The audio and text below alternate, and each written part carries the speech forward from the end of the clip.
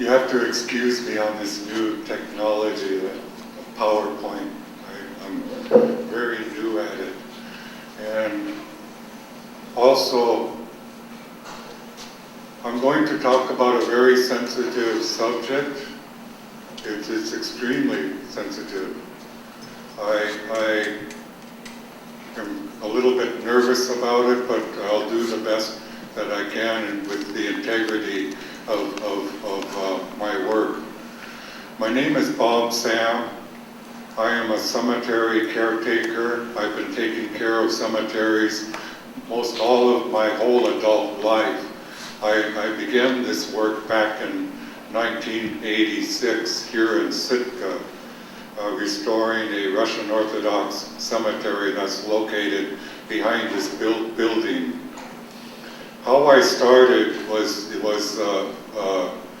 very, very painful experience. This picture that you see behind me was once a cemetery. This is how I found it on my first day back home. Growing up here in Sitka, I knew that this place here was once a cemetery, and there were a number of graves that was once located on this site.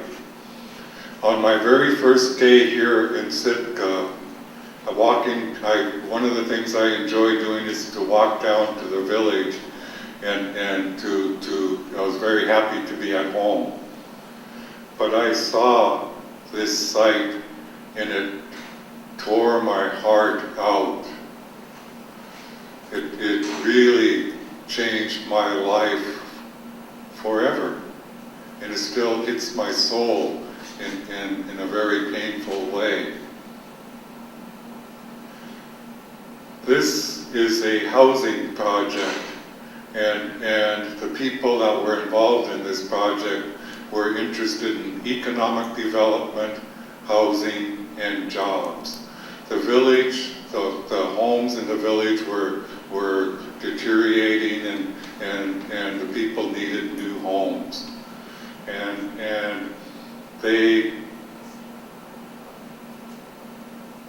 decided to remove the graves, but it was not done appropriately. This was done back in 1986.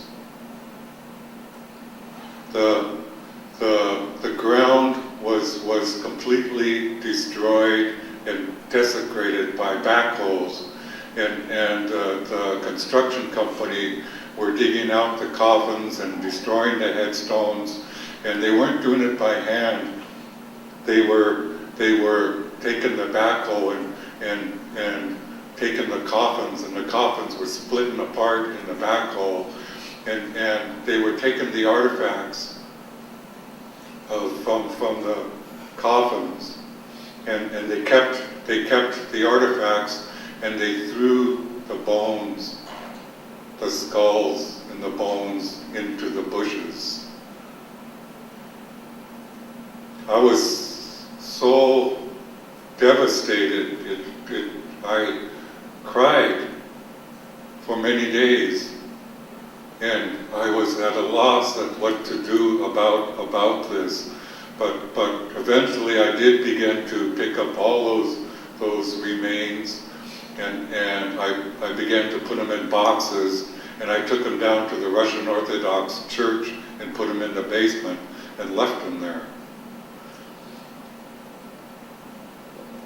Eventually, I had to do something, so I began to work with the elders, and we decided to do our very first reinternment ceremony, and we worked with the Orthodox Church and elders of this community, and we came up with a plan on how we can properly reinter these remains back into the cemetery.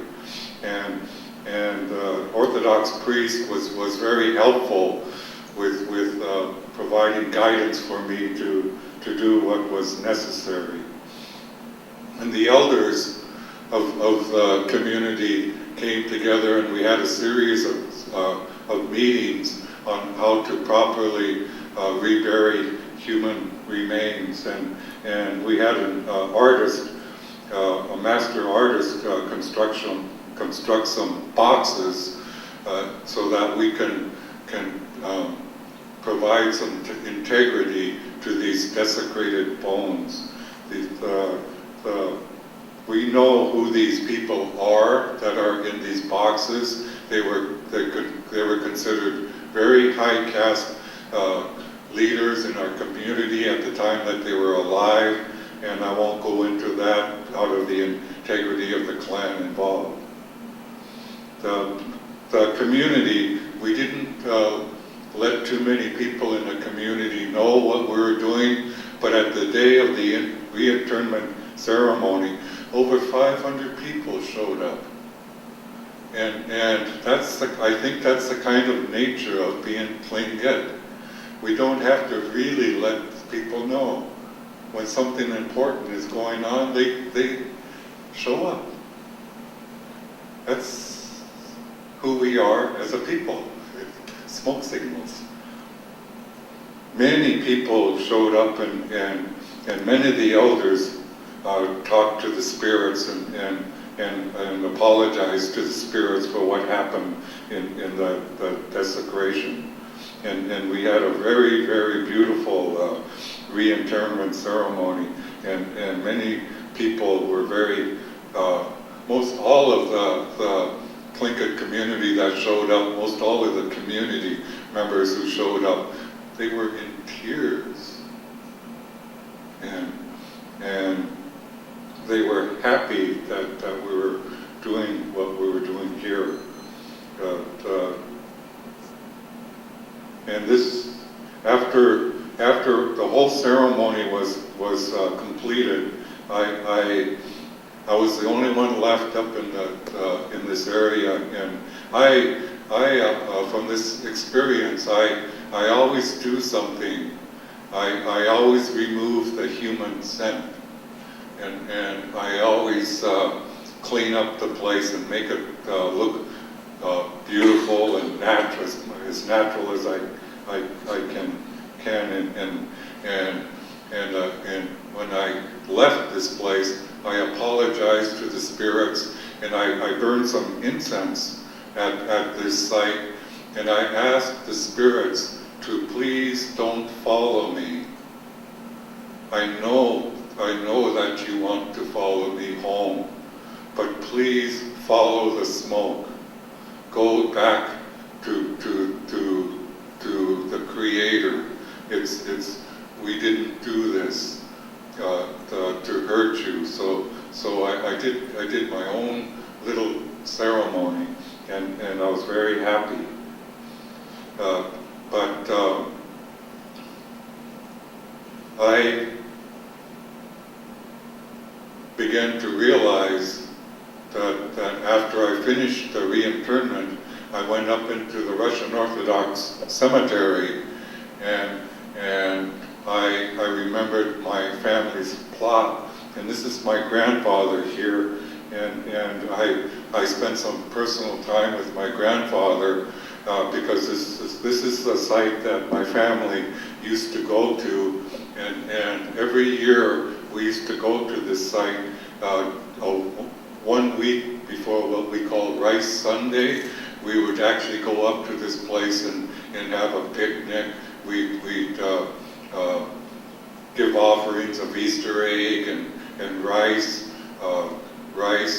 blessed rice with the church. The Orthodox Church used to go up here and do a ceremony and to bless the cemetery. And while I was sitting up there, I began to look into the forest.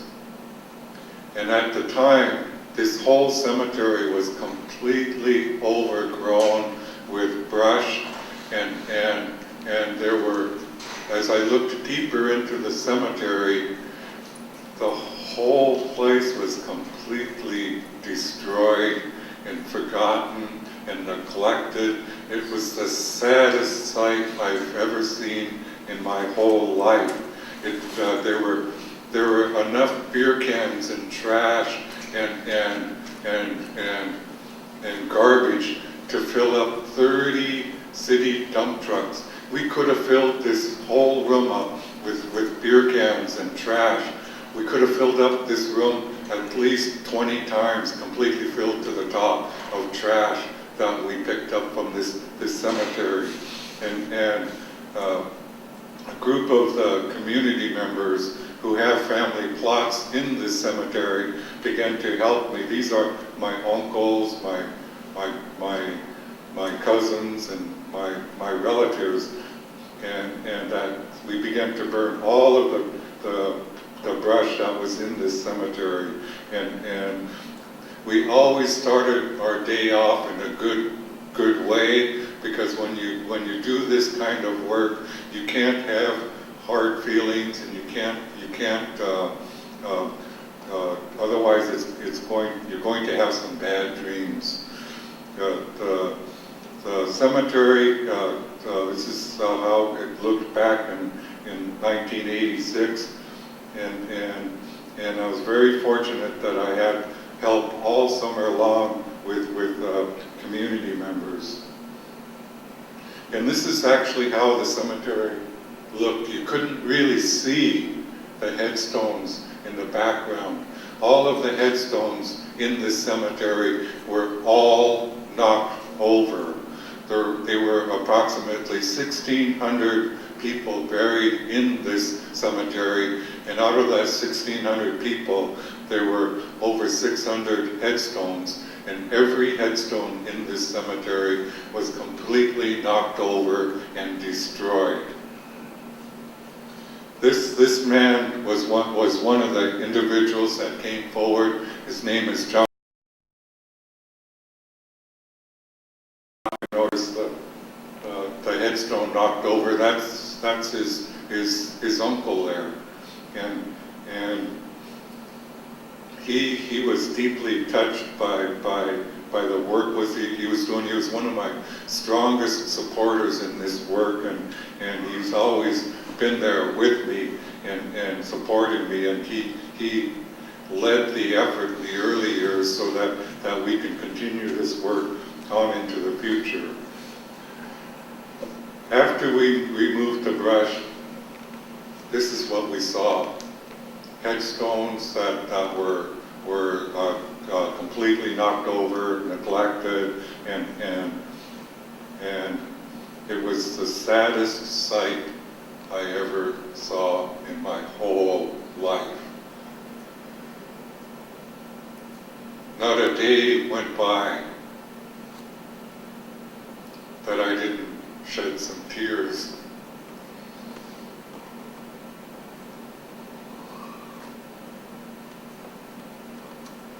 And I continue shedding tears today because this place is still in the process of restoration.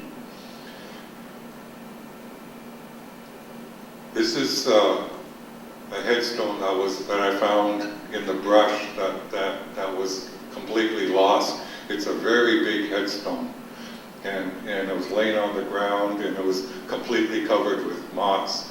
This is a man named Sitka Jack, and it's a memorial placed in his honor. And he was a master carver, master silver carver, and it was this headstone that I realized I can restore these headstones. I can fix them up. You can see many of the headstones are in neglect and forgotten in time. But even in this condition, and as time went on, as the summer went on, you can see that this is actually a very, very beautiful place. There's something very beautiful and about the cemetery, and I began to actually heal from this beauty. One day, after spending almost a year of reinterring human remains, because I actually went on during this period of time, I went on to collect all the human remains that were in this community, and of desecrated graves, sunken graves, graves that had been robbed in the past by tourists. 100 years ago, it was socially acceptable for tourists to come to Alaska, go up to the cemetery, dig up a grave, and take artifacts. It was socially acceptable. And one tourist, he came up to me and he said, the reason why we do this is because you are a defeated people.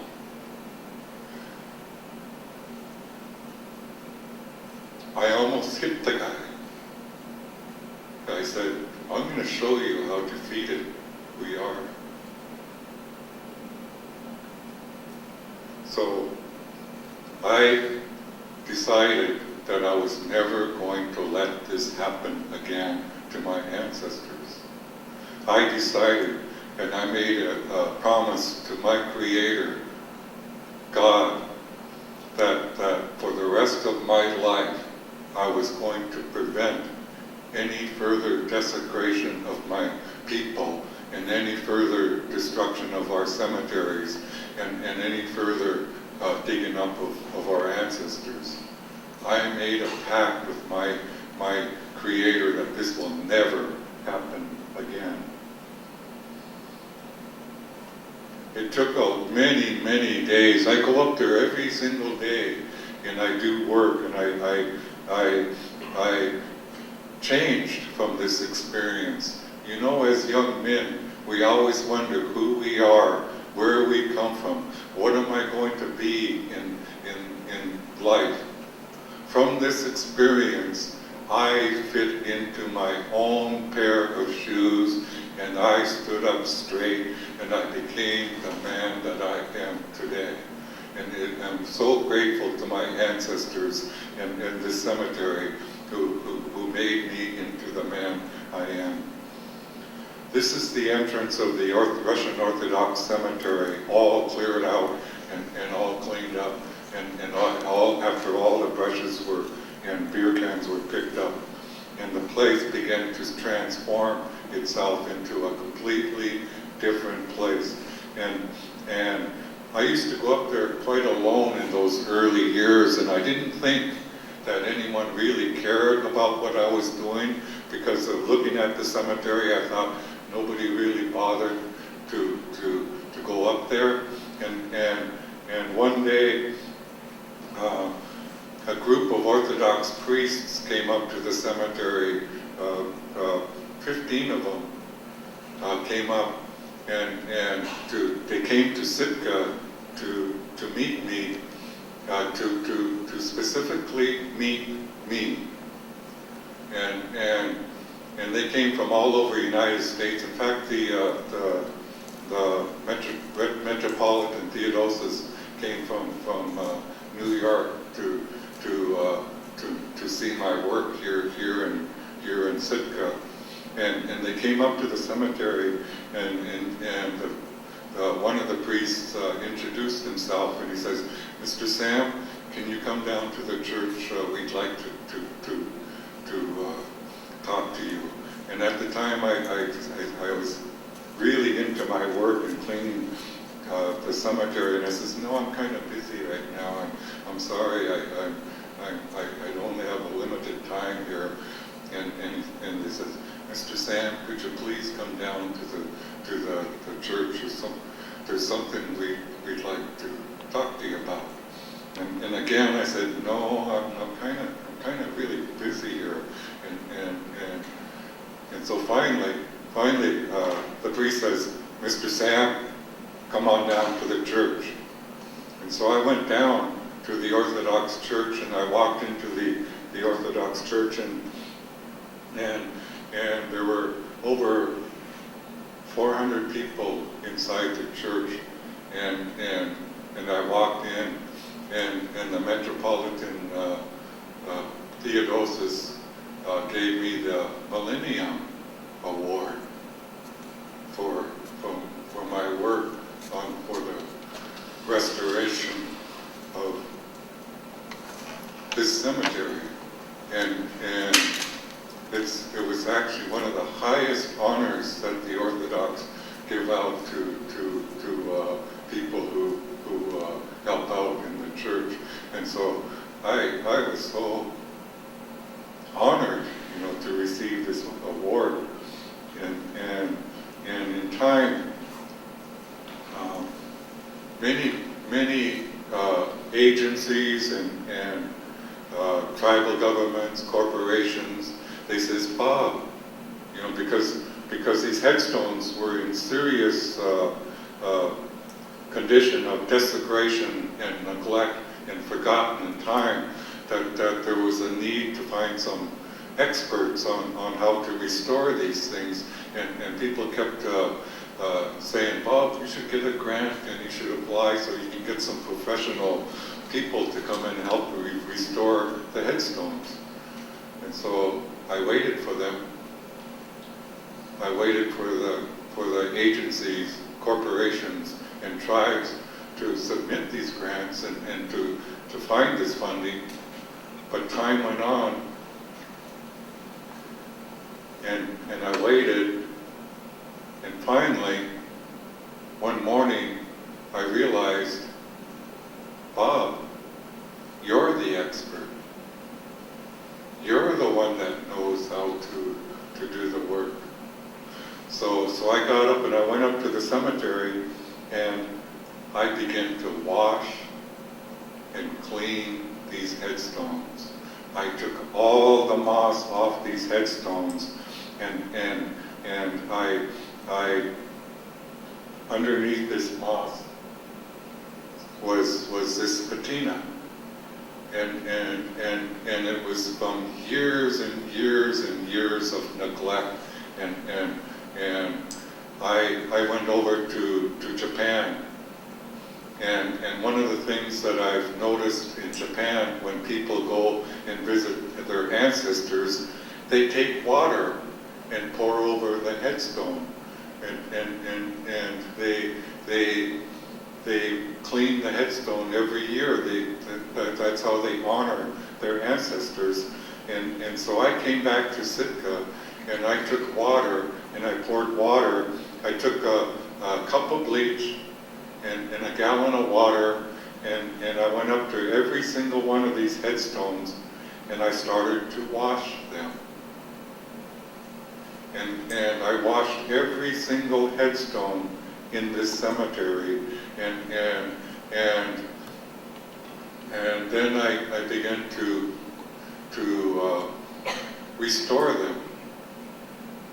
I discovered in time how the Egyptians built the pyramids.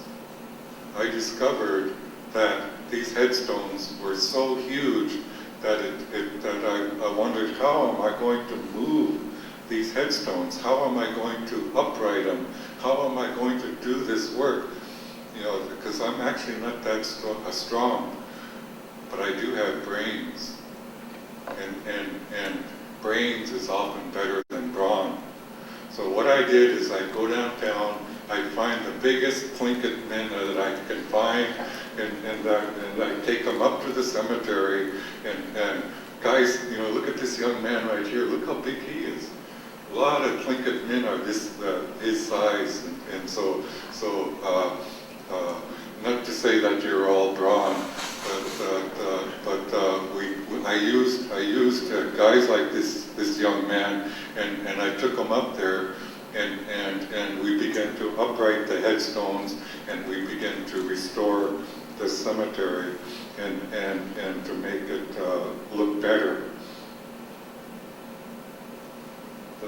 But every year it grows back. This is a tropical rainforest, and this the growth of the rainforest it grows back in weeks. So I realized that this is not a one-time deal, one summer deal. This is something that's going to continue probably for the rest of my life.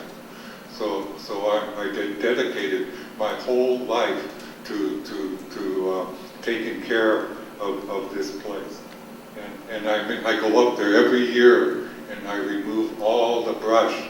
Every year I go up there and I take each headstone, and I've discovered with working with these headstones that it's all about leverage. You can move huge stones through leverage, and something that's ongoing, and the reason why I continue this work is vandalism. Young people still, our own people, our own native people, and non-native people, young people go up to these places and they drink and do drugs, and when they get drunk, they do horrible things in these places. And I dedicated my life, rather than chase these young men out of there, young people, because it doesn't do any good, they'll just come back. What I did is I grabbed one and I says, come on, can you help me? And I did this up in Haines one time. I asked, there was these young people helping me in the cemetery. I says, can you help me lift this headstone up? And so I really need your help, you're a young man. And so we went up to the headstone and we lifted it up, and this young man looked at the name on the headstone, and there his name was. It was his Tlingit name, and his English name was inscribed on that headstone. And I said, that is the man you were named after. This young man, his knees started to shake, and he was beginning to get nervous because I could tell he was a little bit hungover. And so I asked him again, come on, I need some help. There's this other headstone. We're not done yet. And so we went over to this other headstone that was a little bit bigger than the last one. And he says, come on, I need your help. And so we lifted up the headstone. The name was buried in the ground. We lifted it up and uprighted it, and there again was his Tlingit name and his English name written on the headstone. This guy, he was getting more nervous and more scared, and he didn't want anything more to he was frightened. And he says, it's okay. I need your help one more time. Igu ayachon, be brave. So I encouraged him, and I said, it's okay. So we went over to another headstone, and we lifted up this third headstone that was bigger than the first two. And I said, and there again was his Tlingit name and his English name on that headstone. This young man, his knees buckled.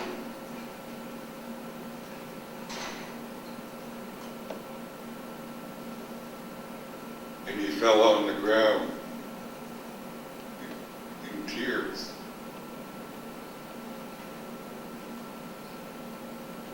And I stood beside him, and I told him, this is the time, this is the right time for you to be crying. This is the most appropriate time in your life. And what you are doing is right. And he said, Bob, nobody showed me.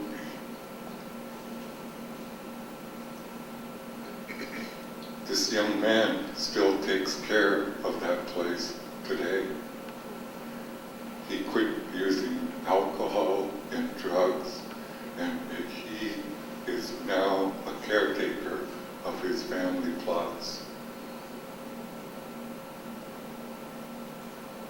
This is me actually when I started. I was actually kind of young, and I was so concerned about all these headstones that were knocked over, and these stones were actually, when they were new, they were beautiful. These are angels, were just beautiful,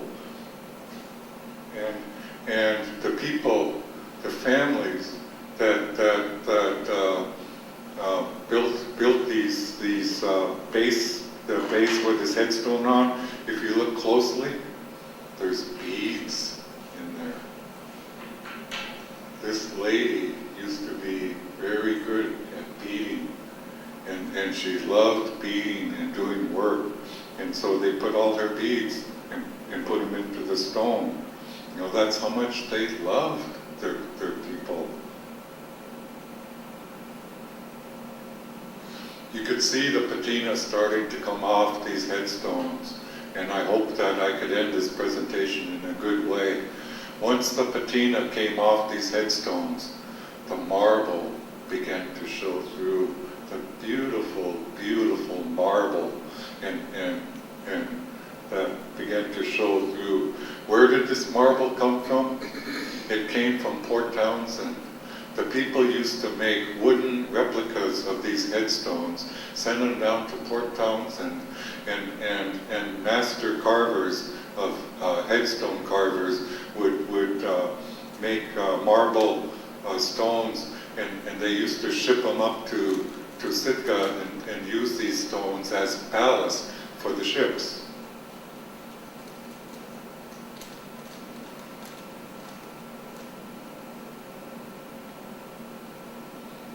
The whole cemetery today is a very, very beautiful place. Most all of these headstones are now back up, and if you had time, please go up there and look at this place. It's beautiful, and the headstones are beautiful, and families are going up there and taking care of their family plots.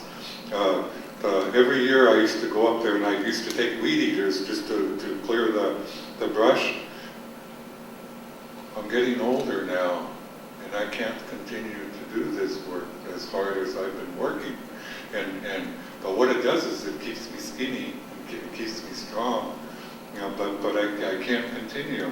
And I'm very fortunate that at my age that I'm still very strong. It's doing this work that keeps me strong. But I have to remind myself that it's your brains rather than your brawn. So what I did this last couple of years that's quite different is I took a pitchfork and shovel, and I started digging the roots out, digging the salmonberry out, and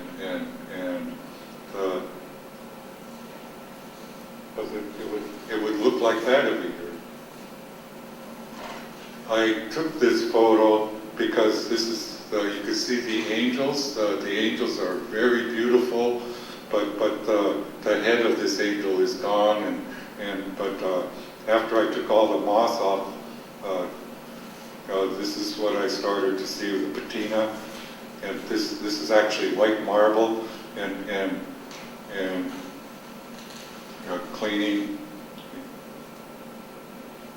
And after I took all the patina off and all the moss, some of the most beautiful inscriptions, the beautiful, beautiful carvings of our master artists that did the work on these stones began to show through. And I'm very sorry to show this one. Vandalism, the dead cannot protect themselves. If you look closely at this stone, they took paint, black enamel. This is what it looks like now. It looks very beautiful. We scrubbed this headstone for days and days and days, and the marble began to show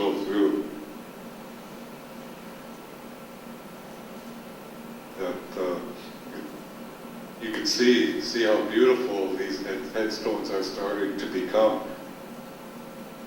And it's much different. It's beginning to look like this. This is actually a month ago, 1 month ago, this picture. This is before all the snow came in. You can see it's beautiful, beautiful place. I go up there every single day, and I feel a sense of peace when I go up there. I went up there this morning to prepare myself for this presentation. You can see the beautiful white marble. You know, the patina's gone, and the place is a place of dignity and respect.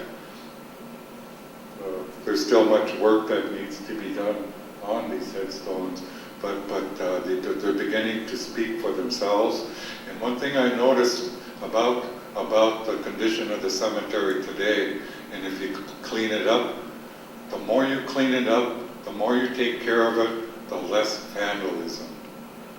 Even young people who go up there and still drink or do drugs, they'll pick up after themselves. And as soon as the place starts to fall into neglect, they'll contribute to it.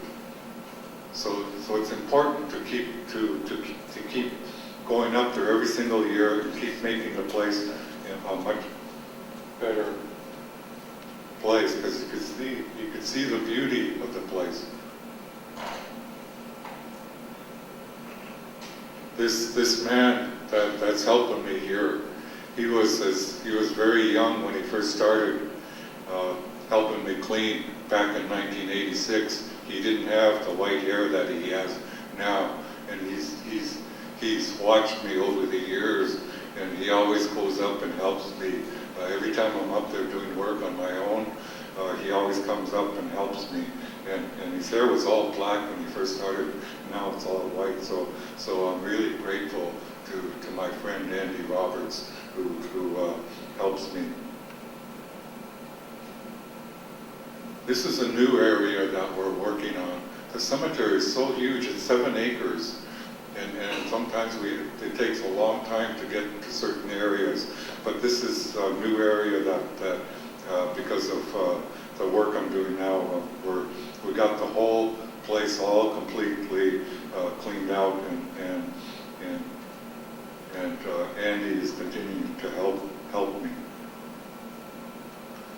This one here, when I first came across his grave, he had a wooden marker, and on the wooden marker was a name, Paul Liberty.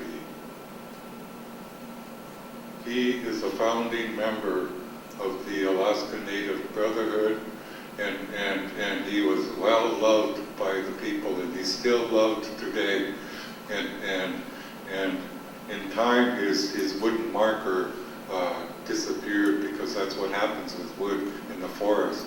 So I approached the local Alaska Native Brotherhood Camp 1 and asked them if they could provide the funds necessary to have a new headstone put in on his grave, because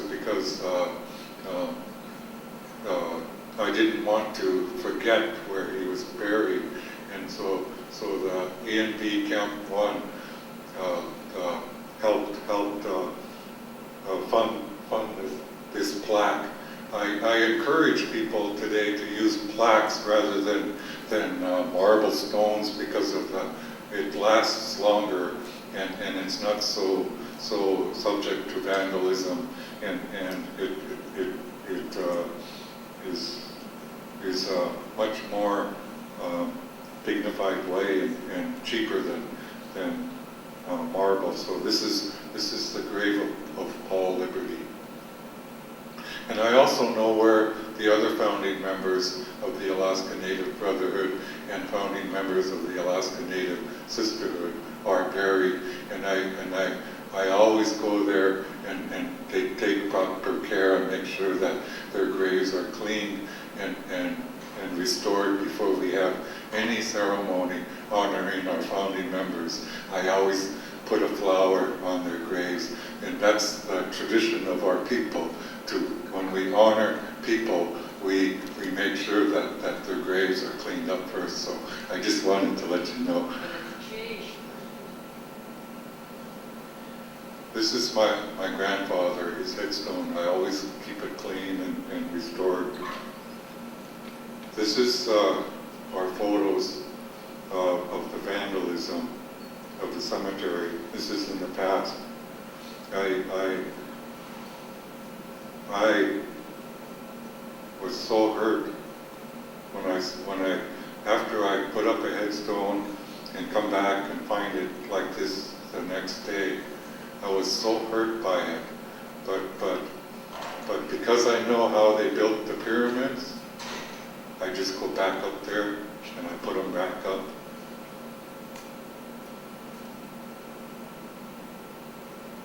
You could see the vandalism. You could see what's written on this stone.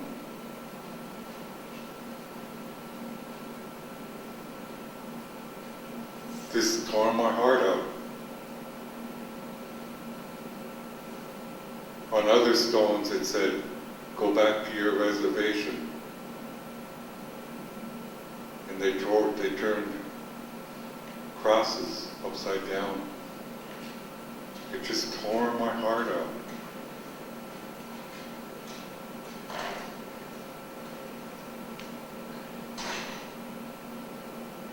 But I have backing of the elders.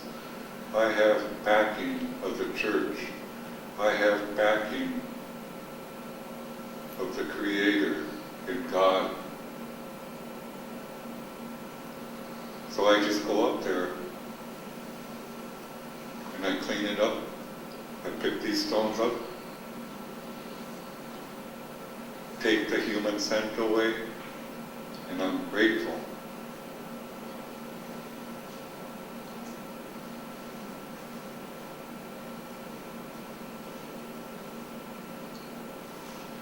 I'm very grateful to do this work. I'm very honored to do this work on behalf of my people and my ancestors. I'm so happy today that I was actually groomed from the time I was very young to do this kind of work. I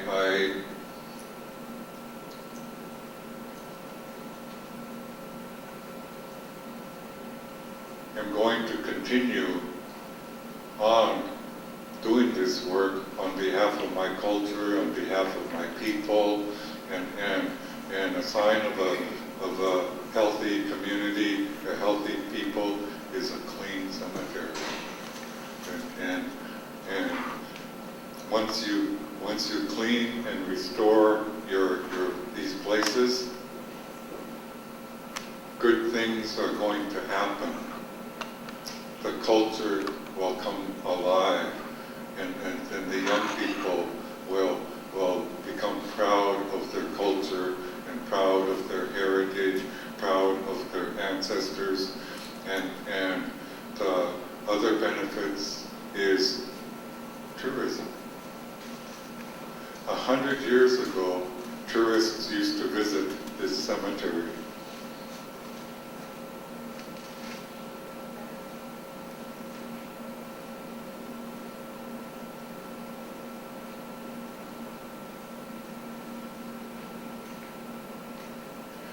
Years ago, tourists used to visit the cemetery, and today,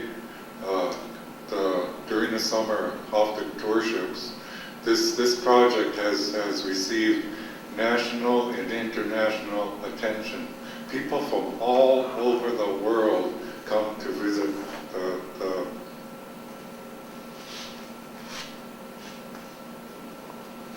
people from all over the world come to visit the Russian Orthodox cemetery. You get anywhere from 100 tourists every single day coming up there. And one day I met this elderly lady from Russia. she immigrated to New York in 1920, and she came to Sitka in the early 1920s because from New York, because she found out that she had a grandmother buried in the Russian cemetery here in Sitka. Her grandmother died here in Sitka, so she came here to Sitka. And in 1920, early 1920s, she couldn't find her. She couldn't find her grandmother. And so back in the late 80s, in 1988, this same lady that was living in New York, she was quite elderly. This same lady read in the New York Times about my project here in Sitka. It was on the front page of the New York Times because it was what the media saw as a human interest story. She read in the front page of the newspaper about my project here in Sitka. So in the late 80s, 1988, she came back. And I went up into the cemetery, and I found this elderly lady walking around up there in the cemetery. And I went up to her because I was kind of concerned. She was quite elderly. And she told me who she was, and she told me her story about being here in the early 1920s. And she said, and she asked me, she told me who her grandmother's name was. And I says, oh yeah, she's just right over here. We just cleaned and washed her headstone a few weeks ago. Come on. And so I took her over there. And boy, the tears of that lady. She was so happy to find her grandmother. She donated $50 and asked me to plant some daffodils on her grandmother's grave. And I found out that a couple weeks after she went back home, she passed away. But it completed her life cycle to find her grandmother. And there are many stories like this of people today. Today, many people, native and non-native, have forgotten where their ancestors are buried. You know, it's not. Do you have records of people who are buried there? I have all the records of all the people that are buried in this cemetery. I could give them to you. I took all the names off the headstones, and over the 20 years I've been living in Sitka, I found, those old Bibles, those old family Bibles, beautiful records. Does the city have them as well? I'm going to turn them over to the Kettleson Library and the Isabel Miller Museum. I'm going to turn all these pictures of the headstone restoration over to them. I just digitized all these photos last week. My whole house is completely full of information. I have information, that go back decades from family Bibles, genealogy, old newspaper accounts, funeral ceremonies, people who were pallbearers. This is my work. Have you ever seen Harold and Maude, that movie? I'm Harold. This is what I do. This is my life. This is something I'm committed to. And since I am now getting a little bit older, I decided to digitize all these photos and take all the information I have down to the Isabel Miller Museum, so that anyone who comes from anywhere who have family buried in Sitka, they can research the records and find their loved ones. I get calls all the time and on my work from people all over the world, because Sitka has over 25 major cemeteries. There are almost 100,000 people buried here in Sitka, and I cleaned it all up. I restored the Presbyterian Cemetery, what's known as the A and B Cemetery up Indian River. I restored the Sheldon Jackson Student Cemetery that's located behind the Sheldon Jackson College. I restored the Presbyterian Board of Missions Cemetery that's located right next to the National Cemetery in a cluster of trees back there.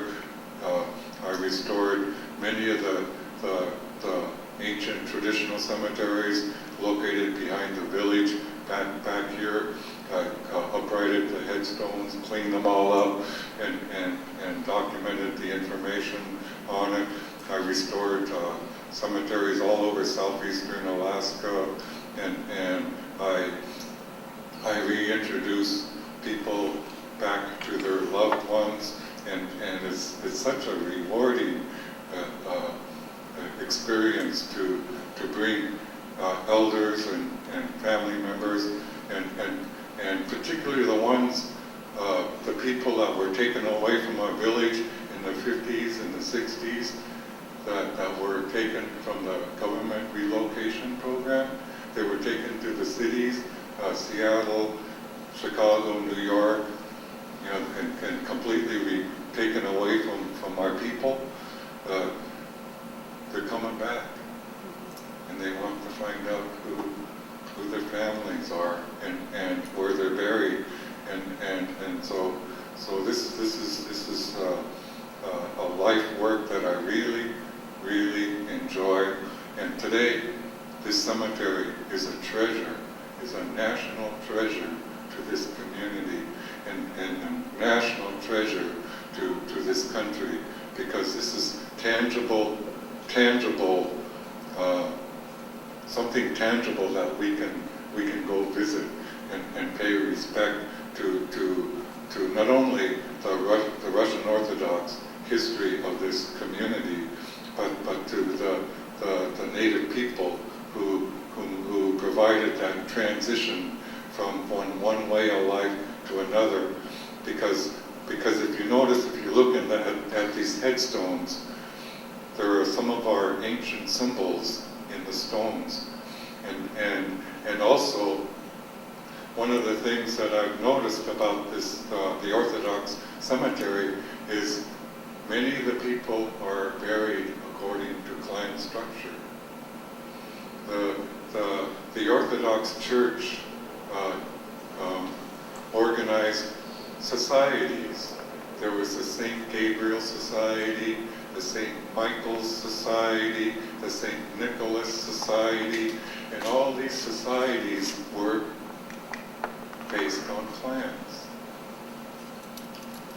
There were clan leaders who brought all their clan members to join the Orthodox Church, and they created these societies. And when they passed away, there's one area is predominantly Kagwantan, another area is predominantly Kiksadi, another area is predominantly Chukanadi, another area is predominantly Lupnachari Koho. So it's very interesting to me to see that. And when we have our burials today, the clans go up there and pay respect to the areas that when we bury these people. The other benefit of cleaning this cemetery is Sitka is running out of places to bury people because of the way our land structure is in development. Because of my work cleaning up this cemetery, I now have room to bury another 15 to 20,000 more people. So I opened up a whole new area. Yes? Talking about the Russian cemetery, my brother took Sergei Khan. Sergei Khan is actually the Russian professor that organized this clan conference. And he took him up to the Presbyterian cemetery, and the gravestone just had Russian on it. And my brother said, I don't know who's buried here. And since it was in Russian, Sergei Khan read it, and it was in Tlingit, and right away Mark knew who was buried there. I have to be leaving right now, but I appreciate your coming here and talking about this, and I'm glad I got in on some of this.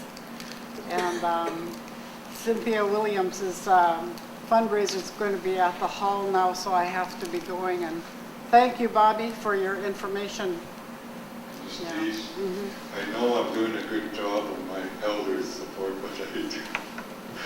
Thank you.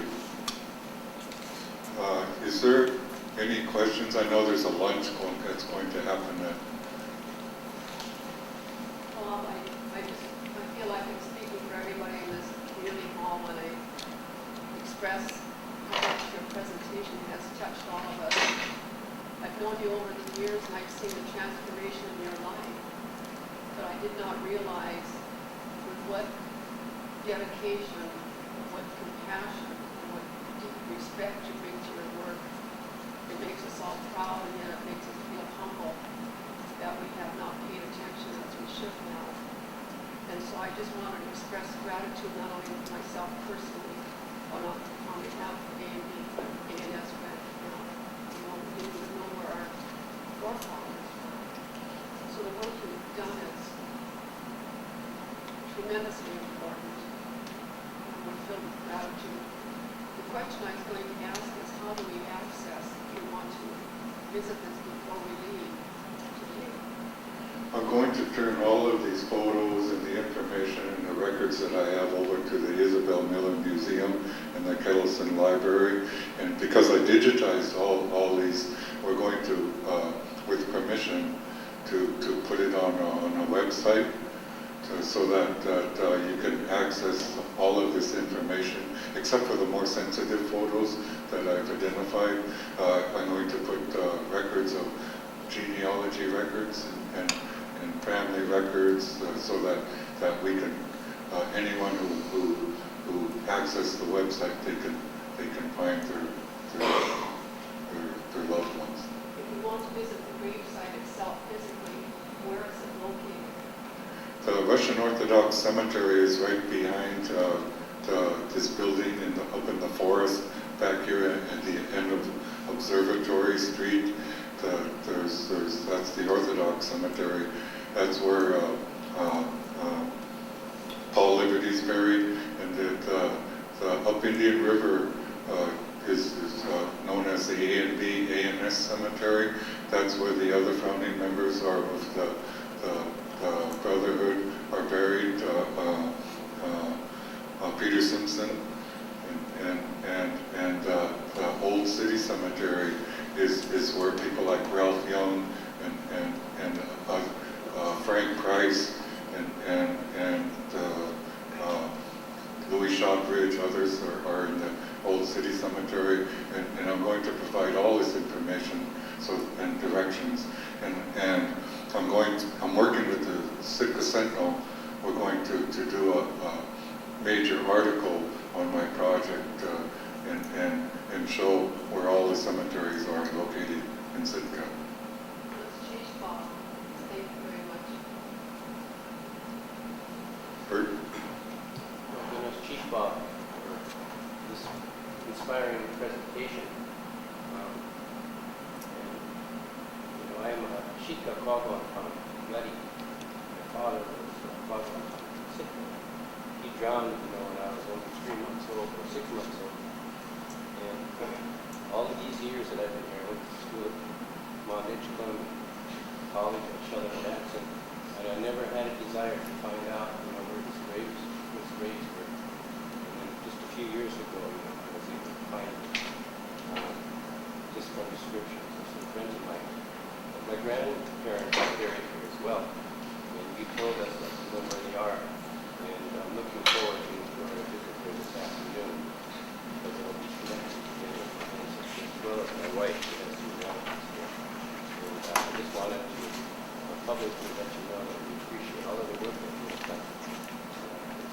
It's going to help me tremendously connect with my past.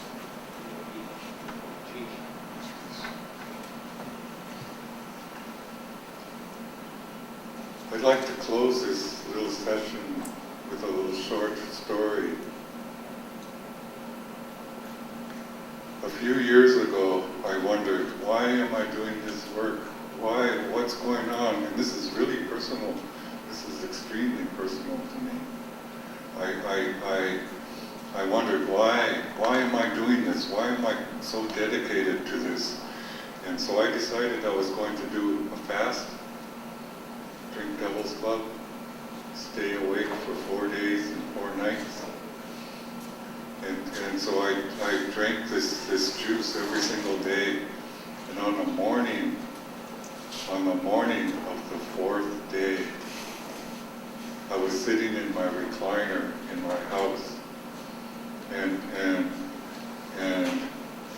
I got up out of my recliner, walked out the door, and walked down the steps, and at the bottom of the steps, I saw these elderly ladies. And they were just crying, and they had this yellow cedar boughs, and they were picking up the yellow cedar boughs, and they were whipping their backs.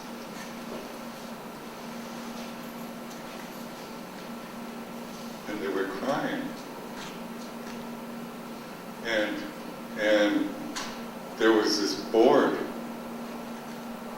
and right next to this board was this body.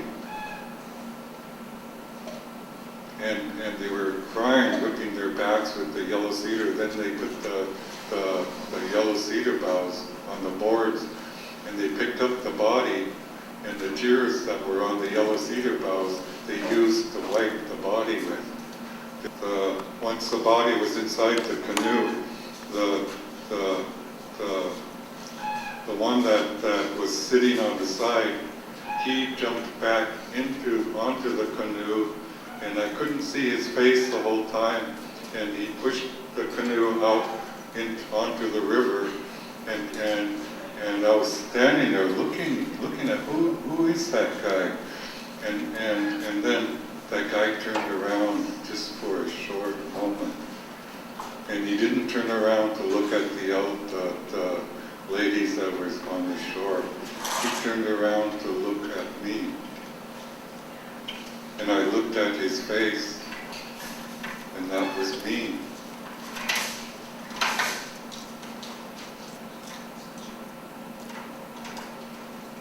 And from that moment, I realized why I know where most everyone is buried.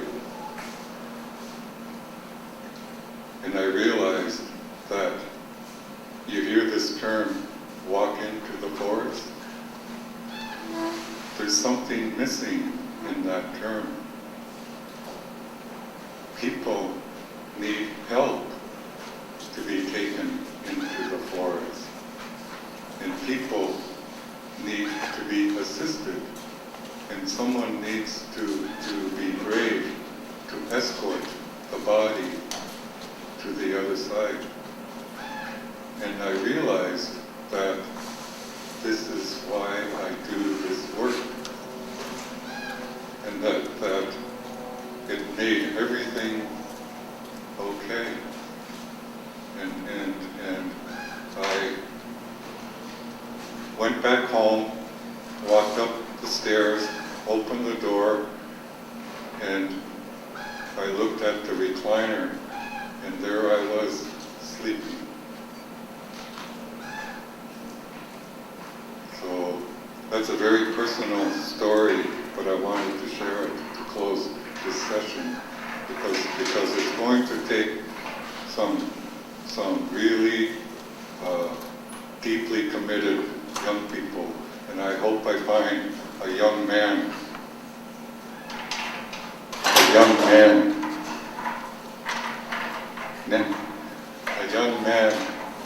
to take my place. And I hope that a young man can step forward and for the next generation to do this work. So it's lunchtime now, so thank you for your